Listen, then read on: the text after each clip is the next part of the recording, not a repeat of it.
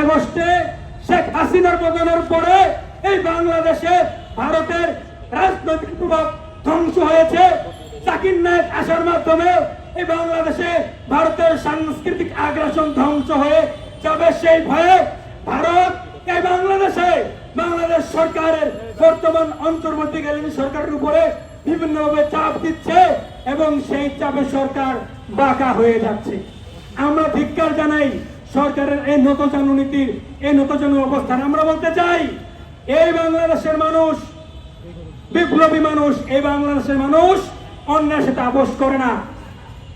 ভারত কেন পৃথিবীর যে কোনো রাষ্ট্রের কোন হুমকি ধামকিকে পরোয়া না করে বাংলাদেশের প্রাণ সারা পৃথিবীর মুসলমানের মধ্যমণি সকলের আস্থা ভাষণ সম্মানিত ব্যক্তি ডক্টর জাকির নায়েককে বাংলাদেশে আসার ব্যবস্থা করতেই হবে, করতেই হবে, করতেই হবে এবং সেই সাথে তার সম্পূর্ণ নিরাপত্তা এবং তার বাংলাদেশে থাকার ব্যবস্থা এবং সসম্মানে খুব সুন্দরভাবে নিয়মতান্ত্রিক ভাবে এই বাংলাদেশ থেকে তার গন্তব্যে ফিরে যাওয়ার সমস্ত ব্যবস্থা এই সরকারকে যে কোনো মূল্যে করতেই হবে।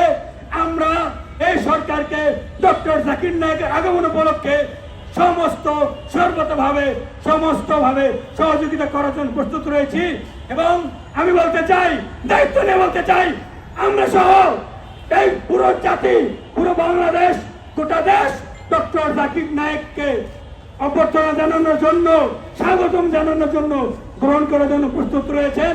সেই দিকটি খেয়াল করে, সেই দিকে দৃষ্টি নিবদ্ধ করে সরকারকে বলবো ডক্টর জাকির নায়েককে বাংলাদেশে আসার সম্পূর্ণ ব্যবস্থা করবেন এবং তাকে রাষ্ট্রীয়ভাবে মর্যাদা দিতে হবে এবং তাকে বাংলাদেশের নাগরিকত্ব দিয়ে তাকে সম্মানিত করতে হবে।